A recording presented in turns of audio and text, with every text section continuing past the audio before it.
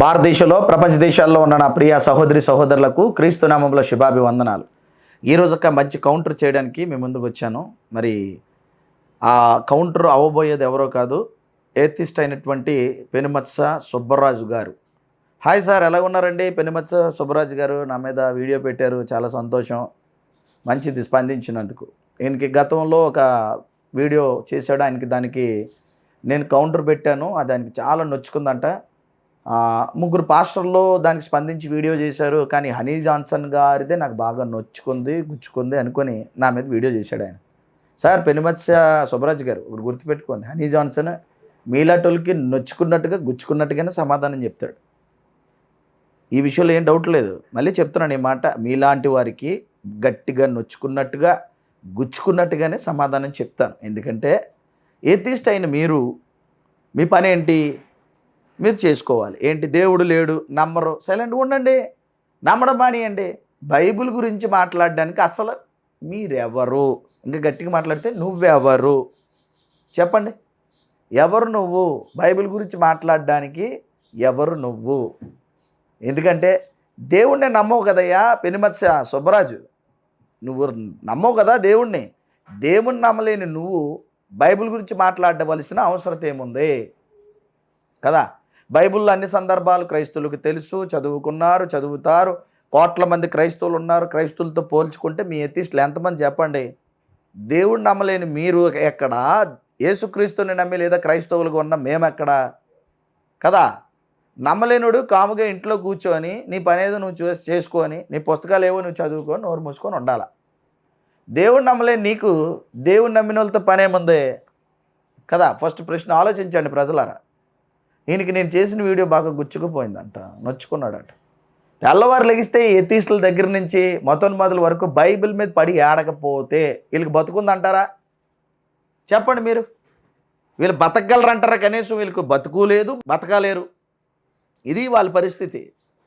Bible మీద ఏదో తప్పు మోపాలి, సమాజంలో ఇలాంటి ఈ ఎథిస్టులకి పేరు రావాలి, మేమేదో పెద్ద తెలివైన వాళ్ళమి, జ్ఞానవంతులు, బైబిల్ ప్రశ్నించేస్తున్నాం అని జనాల మధ్యలోంచి ఒక మంచి వీరికి పేరు రావాలి. ఆ పేరుతో పాటు మరి వెనకాల ధన సమృద్ధి చేస్తారేమో తెలియదు, మరి ధనార్జన చేస్తారేమో తెలియదు, ధనాన్ని సంపార్జించాలని అనుకుంటారో తెలియదు, మరి ధనాన్ని సంపాదించాలని అనుకుంటారో నాకు తెలియదు. కానీ మరి అయ్యి ఉండొచ్చు ఇది కూడా. సుబ్బరాజు గారి మాటలు చూస్తే 10 మందిలోకి వెళ్ళి ఆ ధనాన్ని సంపాదించాలి, లేదంటే నన్ను అందరూ చూడాలి అని అనుకుంటున్నాను నేను. ఎందుకంటే ఇప్పుడు యూట్యూబ్లో వీడియో పెడితే జనరల్గా మీకు తెలిసిందే, ఇది పెట్టిన తర్వాత ఆయన వీడియోకి యాడ్స్ కూడా వస్తున్నాయి. మరి ఇది ఎంత డబ్బులు సంపాదించడానికే కదా, కాదంటారా? చెప్పండి. ఏమండి పెనుమత్స సుబ్బరాజు గారు, మా వరకైతే సేవకులు మాకు వచ్చిన మరి కానుకలు కానివ్వండి, ఎవరిచ్చిన గిఫ్ట్లు కానివ్వండి, ఏమైనా ఉంటే చర్చికి ఖర్చు పెడతాం, దేవుడి సేవలో ఖర్చు పెడతాం, మరి మేము సేవా పరిచర్లో వెళ్ళినప్పుడు ఖర్చు పెడతాం. ఇది బాగుంది. మరి దానికి ఆయనకి ఎంత నొప్పి వచ్చిందంటే, యేసుక్రీస్తుని నమ్మిన క్రైస్తవులకి ఉండి చందాలు వస్తాయి, కానుకలు వస్తాయి, దశభాగాలు వస్తాయి. వీళ్ళందరూ ఎవరట?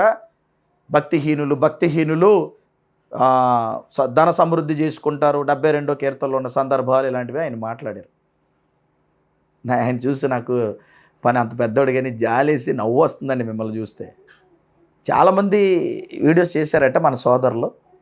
మరి ఎవరి వీడియోలు నొప్పి రాలేదట, నా వీడియోకి నొప్పి వచ్చిందట. వస్తుంది, ఈ వీడియోకి కూడా నొప్పి వస్తుంది. మీకు నొప్పి రావాలి, మీకు తెలియాలి ఆ బాధ ఏంటో. నొప్పి వస్తేనే కదా నేను క్రైస్తవుడిని అవుతాను. మళ్ళీ నన్ను అంటాడు, ఇతను క్రైస్తవుడో కాదో నాకు డౌట్ వస్తుంది, ఈయన నామకార్థ క్రైస్తవుడట. నేను నామకార్థ క్రైస్తవుడినో కాదో క్రైస్తవ సమాజం తేల్చాలి. Who are you? నేను నామకార్థ క్రైస్తవుడినో కాదో నా పరమ తండ్రి అయిన దేవుడు తేల్చాలి, నేను నమ్మిన యేసుక్రీస్తు తేల్చాలి. Who are you? అసలు దేవుడే లేడని అనుకున్న పెనుమత్స సుబ్బరాజు, నువ్వు నా గురించి మాట్లాడడం ఏంటయ్యా? నేను నామకార్థ క్రైస్తవుడిని, నువ్వు మాట్లాడడం ఏంటి? నాకు కూడా డౌట్ వస్తుంది, ఎంతకీ ఇతను మనిషా కాదా అని. మనిషి అయితే ఆలోచించి దేవుడు ఉన్నాడు అని అంటాడు నాకు తెలిసి. ఇతను మాత్రం నామకార్థ మనిషిగా బతుకుతున్నాడేమో, ఏదో మనిషిగా అనుకొని బతుకుతున్నాడేమో అని అనిపిస్తున్నాను. ఏమండి, ఇప్పుడు ఆయన ఏం మాట్లాడాడో ఒకసారి మనం విందాం. వినిన తర్వాత బాగుంటుంది, ఒకసారి చూద్దాం ఆయన ఏం మాట్లాడాడో నా గురించి. ఆయన బాధ, ఆయనకు కలిగిన వేదన, హృదయంలో నొచ్చుకోవడం, ఆయన ఫీలింగ్స్ మీకు కనపడుతుంటాయి. చాలా గుచ్చుకుంది. నేను వీడియో చేసిన తర్వాత చాలా నొచ్చుకున్న తర్వాత స్క్రీన్ మీదకి మరి ఆయన వీడియో పెట్టినంత వరకు కూడా ఆయనకి పాపం ఆ యొక్క నా మీద కనీసం కోపమో పగ ఉంది, అది చల్లారలేదండి. అది పెట్టేసి చెప్తున్నాడు, నువ్వు నామకార్థ క్రైస్తవుడివి, ధనార్జన చేస్తావు, 72వ కీర్తనలో ఉంది అనుకో. పాపం ఆయన బాధని, ఆయన వేదనని, ఆయన దుఃఖాన్ని, ఆయన ఆవేదనని, ఆయనకున్న నొచ్చుకున్న ఆ యొక్క పరిస్థితులన్నింటినీ ఎలా వెళ్ళబుచ్చాడో నా మీద వీడియో చేసి ఏం మాట్లాడుతున్నాడో మీరు చూడండి. నేను గత వీడియోలో చెప్పినట్టుగా నేను ఇటీవల కాలంలో బైబిల్ క్రైస్తవం మీద చేసిన వీడియోలకు సమాధానంగా పాస్టర్లు చేసిన వీడియోలని చాలా మంది మిత్రులు నాకు పంపడం జరిగింది. వాస్తవానికి ఆ ముగ్గురికి కలిపి ఒకేసారి సమాధానం ఇద్దాం అనుకున్నాను, కానీ అందులో హనీ జాన్సన్ గారు చేసిన వీడియోకి మిగతా ఇద్దరు చేసిన వీడియోలకి చాలా తేడా ఉంది. హనీ జాన్సన్ గారు కేవలం నన్ను తిట్టడం కోసమే వీడియో చేసినట్టుగా ఉంది తప్ప నేను లేవనెత్తిన అంశాలకు సంబంధించి ఆయన ఏమి వివరణ ఇవ్వడానికి ప్రయత్నం చేయలేదన్నది ఆయన వీడియో చూస్తే అర్థమవుతుంది. హనీ జాన్సన్ గారి వీడియో చూసిన తర్వాత అసలు ఈయన క్రైస్తవుడేనా అన్న అనుమానం నాకు కలిగింది. నామకార్థ క్రైస్తవుడేమో అన్న అనుమానం బలపడింది. ఎందుకు అంటే తానే ఏదో బైబిల్ని చదివినట్టు, ఇతరులు ఎవరికి బైబిల్ గురించి ఏమీ తెలియదు అన్నట్టు ఆయన ఉపన్యాసం సాగడమే కాకుండా నాస్తికుల్ని బుద్ధిహీనులు దేవుడు లేడని హృదయంలో అనుకుందరు అని చెప్పి మళ్ళీ ఈయన కూడా ఎత్తుకున్నాడు. బుద్ధిహీనులు దేవుడు లేడని హృదయంలో అనుకుందరు, నిజమే. బైబిల్ ఏం చెప్పింది? ఇట్టి వారు భక్తిహీనులు, వారు నిశ్చింత గలవారే ధనవృద్ధి చేసుకుందరు అని చెప్పింది. కీర్తన గ్రంథం 73:12. మేము బుద్ధిహీనులం కాదు, బుద్ధిమంతులం. అందువల్ల మేము దేవుడు లేడని హృదయంలో అనుకో, బాహాటంగా చెబుతాం. దేవుడి పేరు చెప్పి దేవుడు లేడని మనసులో భావిస్తూ పైకి మాత్రం దేవుడి పేరు చెప్పి దేవుడి పేరు మీద అమాయక క్రైస్తవుల్ని వంచి వాళ్ళ దగ్గర నుంచి దశమభాగాలు, హుండీ కానుకలు, విరాళాలు తీసుకుంటున్న వాళ్ళందరూ భక్తిహీనులు. ఎందుకంటే కీర్తనల గ్రంథం చాలా స్పష్టంగా మీలాంటి వాళ్ళ గురించి చెప్పింది. నిశ్చింత గలవారే ధనవృద్ధి చేసుకునే వారు భక్తిహీనులు. మీరు పైకి ఏం చెబుతారు? చూశారు కదా ఎంత బాగా మాట్లాడేశాడు. ముగ్గురు వీడియో చేశారట, ముగ్గురు వీడియో చేశారు నేను చేసిన దానికి. ఆ ముగ్గురులో ఇద్దరు పాస్టర్లు ఏదో ఆ మాత్రం ఈ మాత్రం మాట్లాడారు. కానీ హనీ జాన్సన్ గారు నన్ను తిట్టడానికి వీడియో పెట్టినట్టుగా ఉంది. ఆయనే జ్ఞానం అనుకుంటున్నారు, బైబిల్ అంతా అతనికే తెలిసి అన్నట్టుగా మాట్లాడుతున్నారు, నేను అడిగిన దానికి ప్రశ్నకి సమాధానం చెప్పలేదు అని అంటున్నారు. నేను చెప్తాను దానికి బాగా వినండి. మీరు అడిగిన దానికి ప్రశ్నకి సమాధానం నేను చెప్పగలను. ఆదికాండం నుంచి ప్రకటన గ్రంథం వరకు మీ ఓపిక, మీ ఎత్తిస్టుల ఓపిక, మీరే కాదు మీ ఎత్తిస్టుల ఓపిక. సమాధానం చెప్పకపోతే అప్పుడు నేను క్రైస్తవుని కాదు కదా. కానీ ఎందుకు చెప్పనంటే అసలు మీరెవరు మమ్మల్ని ప్రశ్నించడానికి? దేవుడు నమ్ముతారో చెప్పండి, మాట్లాడుకుందాం. మీరు నమ్మిన దేవుడు ఎవరు? మాకు దేవుడే లేడు అంటారు. మరి దేవుడే లేనప్పుడు నేను ఎన్ని సమాధానాలు చెప్పినా మీరు అంగీకరిస్తారా? ముఖ్యంగా నువ్వు అంగీకరిస్తావా? పెనుమత్స సుబ్బరాజు ఏమంటావు? నువ్వు అంగీకరిస్తావా? మళ్ళీ దానికి ఏదో మాట్లాడుతావు. మా పాస్టర్స్ గురించి రెండు మాటలు చెప్పాలి నేను. దయతో ఇలాంటి వాళ్ళు అడిగితే ఏదో హనీ జాన్సన్కి చేతగాక హనీ జాన్సన్ చెప్పలేడని మీరు అనుకోకండి. మరి ఇద్దరు ముగ్గురు వీడియోస్ చేశారంటారు, అందులో ఒక శాంసన్ బ్రదర్ కూడా ఉన్నారు. వీళ్ళు అడిగిన వారు, వీళ్ళు అడుగుతున్న దాన్ని మనం చెప్తూ ఉంటే అండి వాళ్ళు అడుగుతూనే ఉంటారు. వాళ్ళకి చెప్పాలంటే కండిషన్ ఉండాలి. నువ్వు బైబిల్ నమ్ముతావో చెప్పు, నేను చెప్తానని చెప్పాలా. మనం ప్రశ్నకి జవాబు చెప్తే మళ్ళీ అడుగుతూనే ఉంటారు. వీళ్ళకి కావాల్సింది కౌంటర్ వీడియో చేయడం కాదు, ఎన్కౌంటర్ చేసి పారేయాలి ఇలాంటి పెనుమత్స సుబ్బరాజు లాంటి వాళ్ళందరినీ. ఏమయ్యా పెనుమత్స సుబ్బరాజు, నేను చెప్తాను నమ్ముతావా? ఆన్సర్ చెప్తాను బైబిల్ నుంచి, నువ్వు నమ్ముతావా? ఏమి నమ్ముతావు చెప్పు? దేవుడిని విశ్వసిస్తావా? నమ్మిన తర్వాత ముందు నమ్ము, ఏది చెప్పినా అది తప్పు ఇది తప్పు అంటావు. ఎందుకంటే తప్పులు పట్టడమే ఎత్తిస్టుల పని. నువ్వు దేవుణ్ణి నమ్మవు కాబట్టి ఎప్పుడు ఏది చెప్పినా నువ్వు తప్పే పడతా ఉంటావు. మరి నీకు మా పాస్టర్స్ కొంచెం నేనేమంటానంటే మరి అతిగా నేను అనుకుంటున్నాను. అతను ప్రశ్న వేశాడు కాబట్టి జవాబు చెప్పాలి. నీలాంటివాడికి ఎందుకు జవాబు చెప్పాలి అసలు? Who are you? నువ్వు ప్రశ్న వేస్తే ఒకటి చెప్తాను, నువ్వు ఎప్పుడు అడిగినా నాకు కాల్ చేయి, నా ఫోన్ నెంబర్ ఉంది. నువ్వు ఎన్ని ప్రశ్నలు వేస్తావో నేను చెప్తాను సమాధానం. లేదా ఇద్దరు కూర్చుందాంరా, నువ్వు వేసిన ప్రతి ప్రశ్నకి నేను సమాధానం చెప్పిన తర్వాత బైబిల్లోనే ఆన్సర్ చూపిస్తాను. చూపించిన తర్వాత వెంటనే నిన్ను తీసుకెళ్ళి బాప్తీసు ఇచ్చేస్తాను, యేసుక్రీస్తుని నమ్మాలి. ఒప్పుకుంటావు? మరి దీనికి నువ్వు రెడీ అయిపోతే నాకు ఫోన్ చేయి. ఇది నేను ఎప్పుడు నీ లైఫ్ టైం పెనుమత్స సుబ్బరాజు, నీ లైఫ్ టైం నువ్వు ఎప్పుడైనా హనీ జాన్సన్కి ఫోన్ చేయొచ్చు. కూర్చొని మన ఇద్దరం మాట్లాడుకుందాం. ఆది కాడ నుంచి ప్రకటన గ్రంథం వరకు ఎనీ క్వశ్చన్ నువ్వు వేసుకో బైబిల్ మీద. నేను ఆన్సర్ చేయకపోతే అడుగు. నేను ఆన్సర్ చేసిన వెంటనే నిన్ను వదిలేను. నువ్వు వెంటనే యేసుక్రీస్తుని అంగీకరించాలా, దేవుడు ఉన్నాడని ఒప్పుకోవాలా. అలాగైతే చెప్పు, నా కింద నా నంబర్ ఉంది. ఆ ఇద్దరు పాస్టర్లు అలాగ అని ఉండరు, అని జాన్సన్ లాగా. ఇది అని జాన్సన్ గట్స్, ఇది దట్ ఈస్ క్రిస్టియన్. రోషం కలిగిన క్రైస్తవుడు నేను. నీలాంటి అల్లా టప్పగలు ఎవరో మాట్లాడుతుంటే వణికిపోయి పక్కకి వెళ్ళిపోయిన కాదు నేను. నీకు చెప్పాను కదా, ఎప్పుడైనా నీ చర్చికి సిద్ధమైతే కూర్చో, నీ ఓపిక. కానీ వన్ కండిషన్, నేను బైబిల్లో నువ్వు ఏవి అడిగావో అవే ఆన్సర్ చెప్పేస్తాను బైబిల్ నుంచే. చెప్పిన తర్వాత ఆన్సర్ అయిపోయిన తర్వాత వెంటనే మనం బాప్తిసానికి వెళ్ళిపోదాం. నువ్వు రెడీ అయిపోయి మీ యొక్క ఎథిస్టుల మధ్య యేసుక్రీస్తు నిజమైన దేవుడని ఒప్పుకొని, యేసుక్రీస్తు దేవుడిగా ఉన్నాడని ఒప్పుకొని బాప్తిసం తీసుకోవాలా. రెడీయా? Are you ready? నువ్వు రెడీ అవ్వలేవు నీ లైఫ్ టైంలో. నువ్వు భయం మీకు. నేను రెడీ. నువ్వు ఎప్పుడు ఫోన్ చేసినా నేను రెడీ, సిద్ధం. ఓకేనా? ఇంకేం చెప్పావమ్మా? 72వ కీర్తనలో ధన సమృద్ధి చేసుకుంటారా? ఎవరు? పాస్టర్స్ దశంభాగాలు అడుగుతారు, లేకపోతే ఇటు కానుకలు తీసుకుంటారు, ఉండి కానుకలు వస్తే ఏవేవో మాట్లాడావు.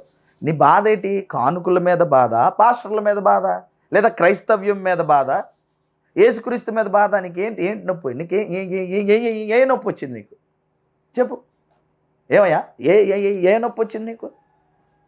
నొప్పి వచ్చింది నీకు, బాగా నొప్పి వచ్చింది. ఓ పని చేయి, నువ్వు కూడా దేవుడు ఉన్నాడని అంగీకరించి, యేసుక్రీస్తుని దేవుడని అంగీకరించి, నువ్వు కూడా పాస్టర్ అవు, నువ్వు కూడా చర్చి పెట్టు. నీకు కూడా అప్పుడు వచ్చిన విశ్వాసులు వస్తారు కదా, వారు కూడా చర్చ్ నడపడానికి పాస్టర్గా నీకు కూడా కానుకలు ఇస్తారు కదా. రా పోనీ, ఆ పని చేయి.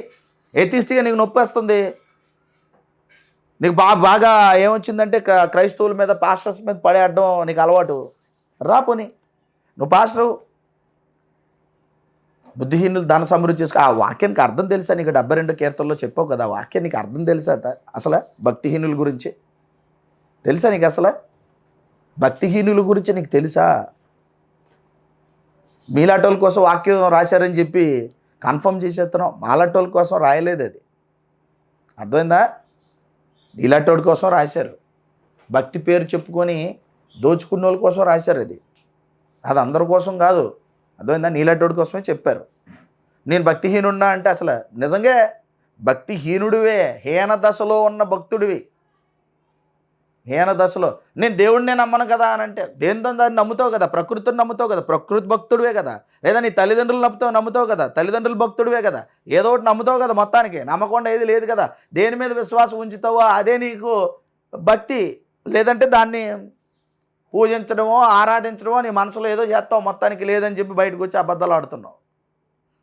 ఇలాంటి వాళ్ళు ఎంతమంది మేము రోజు చూస్తూ ఉంటాంలే, కానీ అందులో ఒకడు నువ్వు అయినా సరే నీకు కౌంటర్ పెట్టడం అవసరం లేదు. కానీ నేను ఇవ్వలేదు అనుకో, ఇంకా ఏదో అని జాన్సన్ నేను పెట్టిన వీడియోకి రెస్పాండ్ అవ్వలేదు, పెనుమతి సుబ్బరాజుకి మరి నేను పెద్ద ఎథిస్ట్ని కదా, నాకు అంతా తెలుసు అని మీరు అనుకుంటారని నేను కౌంటర్ పెట్టాను. ఈ బైబిల్లో కొన్ని విషయాలు మీ గురించి చెప్తాను నేను, మీ గురించే వినాలి. మేము బుద్ధిమంతులం, బాహాటంగా దేవుడు లేడని ఒప్పుకుంటున్నానని మీరే అన్నారు. ఏమండి? లేదా నువ్వే అన్నావు, అంతేనా? నువ్వు మీరేని అంటున్నాను. ఏది నీకు సెట్ అయితే అది తీసుకో. మీరు అంటే మర్యాద, నువ్వు అంటే ఏంటి? అసలు నీకు లేదని. రెండిట్లో ఏది కరెక్ట్ అది తీసుకో. మీరు నువ్వు రెండు చెప్తున్నాను. ఏది మీకు అవకాశం ఉంటే, ఏది నీకు అవకాశం ఉంటే తీసుకోదాన్ని, నో ప్రాబ్లం. అయితే దానికి ఏం చెప్తున్నారంటే, ఈయన మేము బాహాటంగా దేవుడు లేడని ఒప్పుకుంటాం. మరి దేవుడు లేడని ఒప్పుకున్నోడివి, ఏథీస్ట్ అయినా నువ్వు ఎందుకు మరి బైబిల్ గురించి మాట్లాడుతున్నావు? దేవుడు లేడని చెప్పినప్పుడు దేవుడు ఉన్నాడని నమ్ముతున్నోడితో నీకేం పని? లేడంటే సైలెంట్గా ఉండాలా, లేడంటే నోరు మూసుకొని ఉండాలా, లేడంటే నువ్వు తలుపేసుకొని ఉండాలి ఇంట్లో. దేవుడు లేడంటే శుభ్రంగా నీకు ఉన్న ఏ పుస్తకాలు ఉంటే చదివించుకోవాలా. దేవుడు నమ్మినోడితో నీకేం పని? నేను అడుగుతున్నాను, సూటిగా చెప్పు. దేవుడిని నమ్మలేనోడివి నమ్మలేనట్టుగా ఉండాలి. నేను నమ్మనని చెప్తున్నోడివి బైబిల్ మరి ఎందుకు మాట్లాడుతున్నావు? నేనేం చెప్పినా నువ్వు నమ్ముతావా? బైబిల్లో నమ్మలేనోడివి నువ్వు ఎప్పటికీ ఎన్ని చెప్పినా బైబిల్లో నమ్మవు. మరి నమ్మలేనోడివి నీకెందుకు ఆన్సర్ చెప్పాలి? మరి మా వాళ్ళు ముందుకు వచ్చారు, ముందు వాళ్ళకి నేను చెప్పాలి. ఇలాంటి వాడికి ఆన్సర్ చేయకండి. ఆన్సర్ చెప్పినా మళ్ళీ ప్రశ్న ఎత్తాడు. ఇలాంటి వాడికి కావాల్సిన ఆన్సర్ కాదు, కూర్చోబెట్టండి. రమణుడు ఎథిస్టులు ఎంతమంది ఉన్నారు కూర్చోబెట్టండి. దేవుడు ఉన్నాడా లేడా, బైబిల్ రైటా కాదు తేల్చేద్దాం. ఇది పిలవలసింది. మీరు కూర్చోబెట్టి మీరు అడుగుతా, మీరు చెప్తా ఉంటే ఇతను అడుగుతా ఉంటాడు. ఒకేసారి తేల్చి పారేద్దాం, రెడీ అయిపోండి. ఇకపోతే ఈ బైబిల్లో చెప్పాను కదా, ఒక 2 విషయాలు నీతో నేను పంచుకుంటాను బైబిల్లోని, ఓకేనా? బైబిల్ గ్రంథంలో ఉన్నటువంటి 2 విషయాలు పంచుకొని చెప్తాను మీ గురించే. పెనుమత్స సుబ్బరాజు గారు, పెనుమత్స సుబ్బరాజు, మీకోసమే నీకోసమే చదువుతాను మంచి మాట. యోబు గ్రంథం 11వ అధ్యాయము 12వ వచనం. అయితే అడవి గాడిద పిల్ల నరుడై పుట్టిన నాటికి గాని, అంటే అడవి గాడిద పిల్ల ఎప్పటికీ కూడా నరుడై పుడతదా? పుట్టదు కదా. అడవి గాడిద పిల్ల అడవి గాడిద పిల్ల అంటే నీకు అర్థమైనట్టు చెప్తాను. అడవి గాడిద పిల్ల అంటే ఏమంటారు? జీబ్రా. అర్థమైందండి. అడవి గాడిద అంటే దానికి చారలు ఉంటాయి తెలుసు కదా.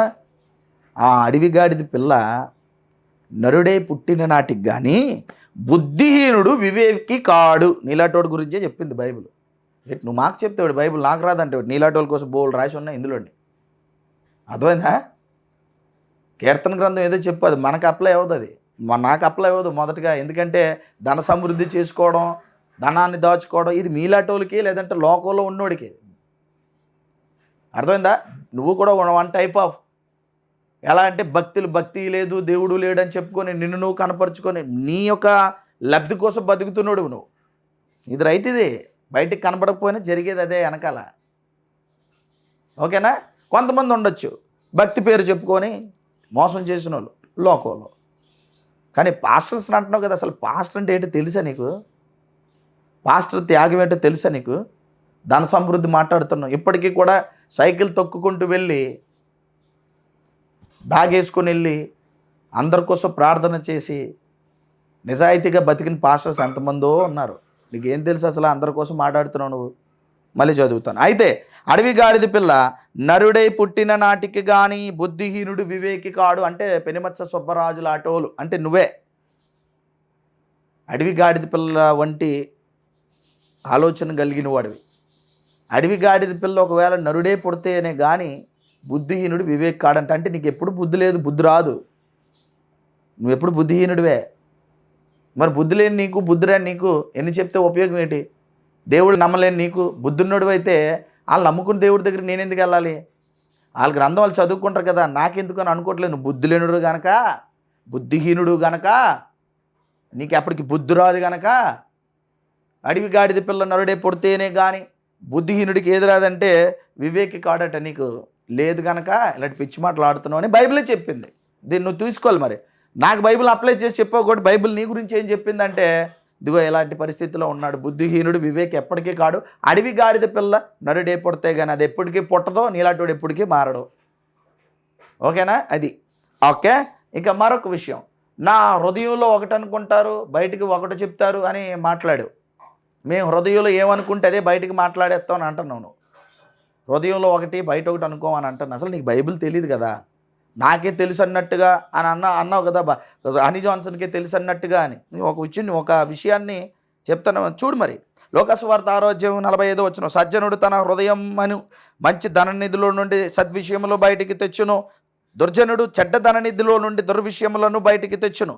హృదయము నిండియుండు దానిని బట్టి యొక్కని నోరు మాట్లాడును. ఏంటట? హృదయము నిండి ఉండి దానిని బట్టి ఒకని నోరు మాట్లాడుతుంది.